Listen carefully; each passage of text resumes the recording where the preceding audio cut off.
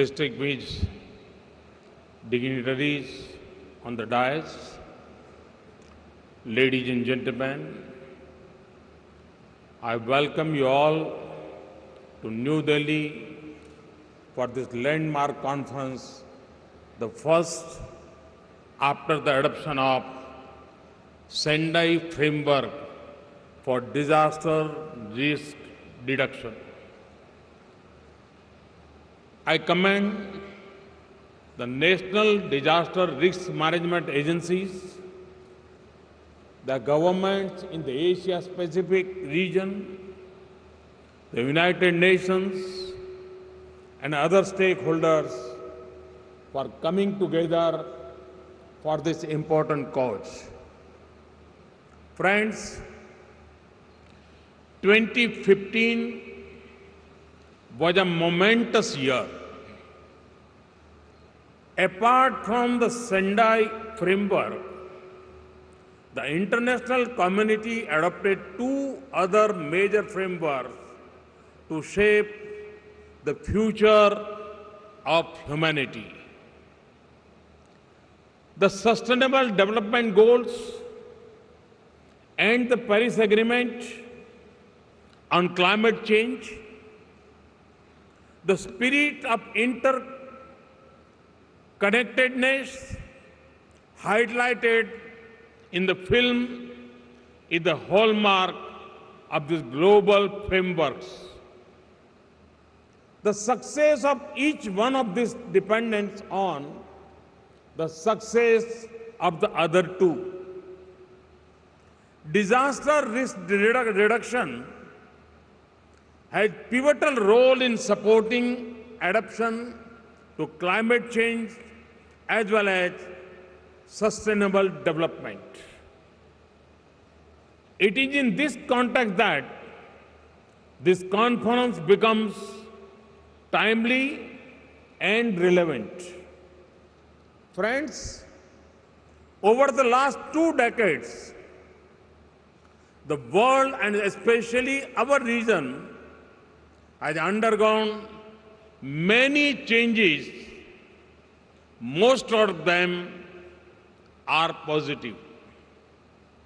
Many countries in our region have transformed their economies and become engine of global economic growth.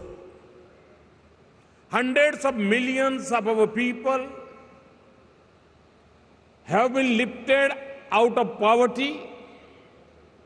The Asia-Pacific region has been a global leader in more ways than one.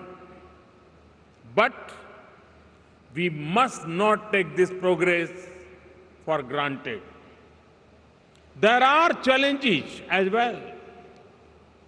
Over the last 20 years, more than 850,000 people died from disaster in the Asia-Pacific. 7 of the top 10 countries in the world, in terms of number of deaths due to disasters, are in the Asia-Pacific region. I've seen more for myself the human suffering caused by disasters. I witnessed the Gujarat earthquake of 2001 and later, as Chief Minister of the state, worked with my people to support post-earthquake recovery. It was distressing to see the suffering of the affected people. But I also inspired by their courage, ingenuity, and resolve to recover from the disaster. In my experience, the more we relied on people's own leadership, the better were the outcomes. This was not limited only to oven-driven reconstruction of houses, but also to construction of community buildings.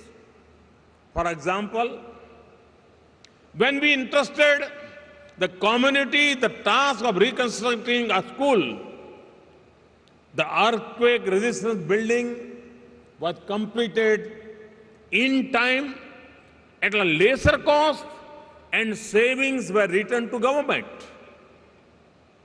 We need to support such initiatives and leadership through policies and practices. Friends, we in Asia have learned from disasters. A quarter century ago, only a handful of Asian nations had national disaster management institutions. Today, over 30 Asian countries have dedicated institutions leading disaster risk management efforts. After the Indian Ocean tsunami of 2004, the 5 worst affected countries brought in new laws for disaster risk management.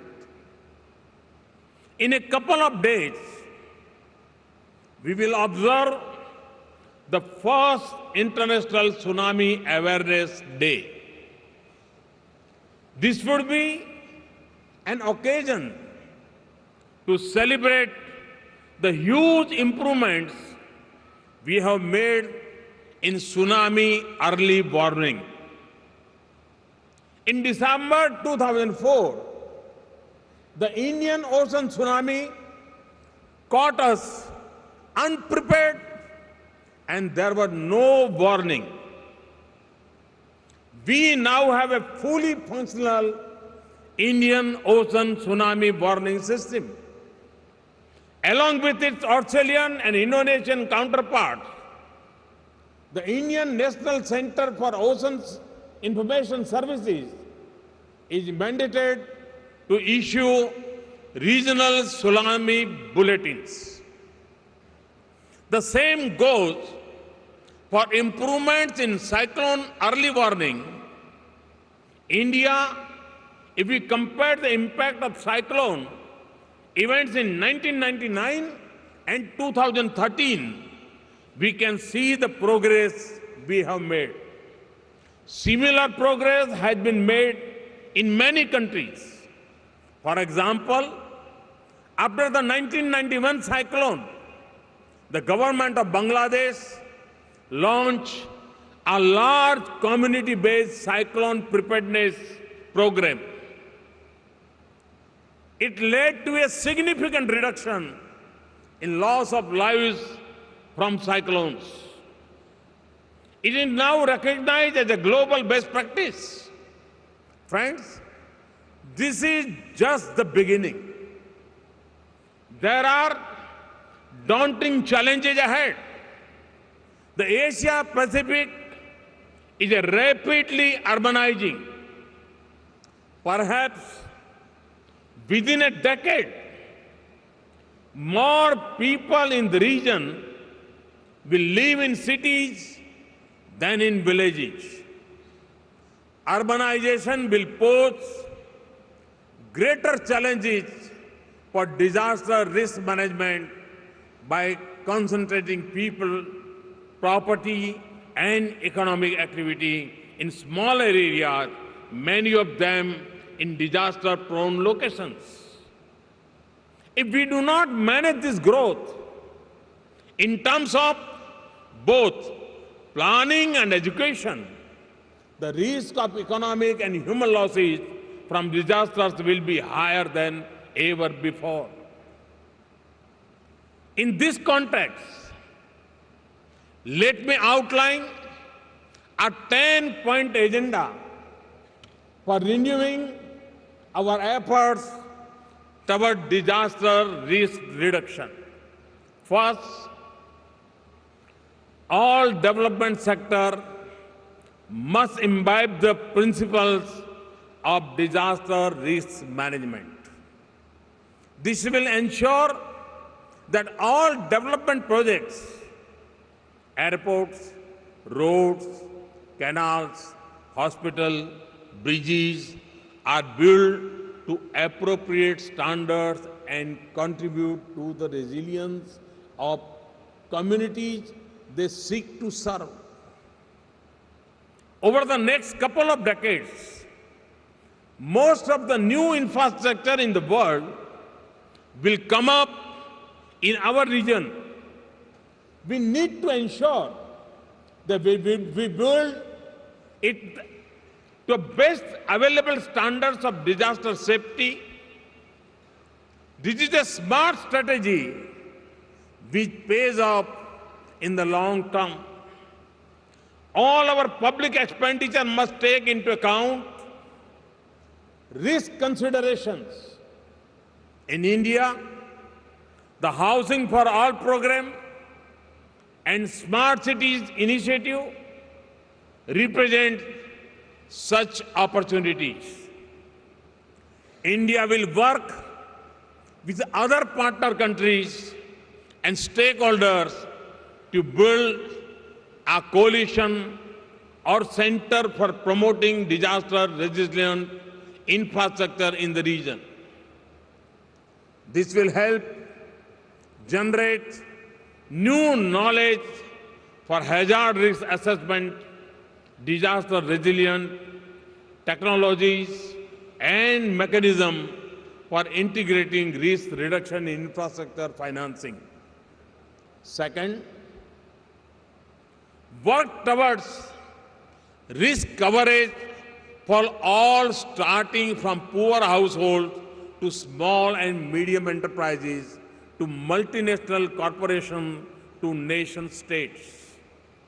Currently, in most countries of the region, penetration of insurance is limited to only middle and upper middle income groups. We need to think big and also think innovatively. States have an important role in not just regulating, but also encouraging coverage for those who need it the most. In India, we have taken bold steps to ensure financial inclusion and risk insurance for the poorest. The Jan Dhan Yojana has brought millions of people into the banking system. The Suraksha Bima Yojana provides risk insurance to millions who need it the most. We have launched the Fasal Bima Yojana, which will provide risk cover to millions of farmers. These are the basic building blocks of resilience at the household level. Third, encourage greater involvement and leadership of women in disaster risk management. Women are disproportionately affected by disasters. They also have unique strengths and insights. We must train a large number of women volunteers to support special needs of women affected by disasters. We need women engineers, masons, and building artisans supporting reconstruction, and women self-help groups assisting livelihood recovery. Fourth, investment risk mapping globally for mapping risks related to hazards such as earthquakes. We have widely accepted standards and parameters. Based on these, in India, we have mapped seismic zones with 5 as the highest seismic risk and 2 as low risk. For disaster risk related to other hazards such as chemical hazards, forest fires, cyclones, different types of floods, we need to evolve similar globally accepted risk categories. This will help us ensure that we have a common understanding of the nature and severity of disaster risk in different parts of the world. Fifth, leverage technology to enhance the efficiency of our disaster risk management efforts. An e-platform that brings together organizations and individuals and helps them map and exchange expertise, technology and resource would go a long way in maximizing our collective impact. Six, develop a network of universities to work on disaster issues. After all, universities have social responsibilities too. Over the first 5 years of the Sendai Framework, we should develop a global network of universities working together on problems of disaster risk management. As part of this network, different universities could specialize in multidisciplinary research on disaster issues most relevant to them. Universities located in coastal areas could specialize in managing risk from coastal hazards, and the ones located in the hill cities could focus on mountain hazards. The seventh, utilize the opportunities provided by social media and mobile technologies. Social media is transforming disaster response. It is helping response agencies in quickly organizing themselves and enabling citizens to connect more easily with authorities. In disaster after disaster, affected people are using social media to help each other. We must recognize the potential of social media and develop applications for all aspects of disaster risk management. Eighth, build on local capacity and initiative. The task of disaster risk management, particularly in rapidly growing economies, is so huge that formal institutions of the state can at best be instrumental in creating the enabling conditions. Specific actions have to be designed and implemented locally. Over the last 2 decades, most community-based efforts have been confined to disaster preparedness and contingency planning for the short term.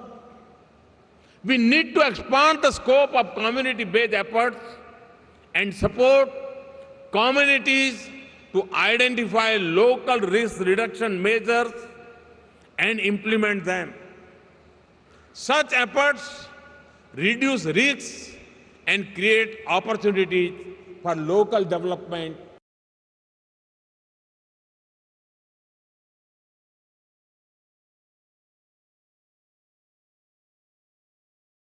Sure that we make the most of traditional best practices and indigenous knowledge. Response agencies need to interact with their communities and make them familiar with the essential drills of disaster response. For example, if a local fire service visits one school in its area every week, it would sensitize thousands of children over a period of 1 year. Ninth, ensure that the opportunity to learn from a disaster is not wasted. After every disaster, there are papers and reports on lessons learned that are rarely applied. Often the same mistakes are repeated. We need a more vibrant and visual systems of learning. The United Nations could start an international competition of documentary film that record disaster events, their scale, and relief, rehabilitation, reconstruction, recovery effort. Afterwards, post-disaster recovery is an opportunity to not just build back better in terms of physical infrastructure, but also in terms of improved institutional systems for managing risk. For this, we need to put in place systems that can quickly provide risk assessments. India will work with partner countries and multilateral development agencies to establish a facility for technical support to post-disaster reconstruction of houses.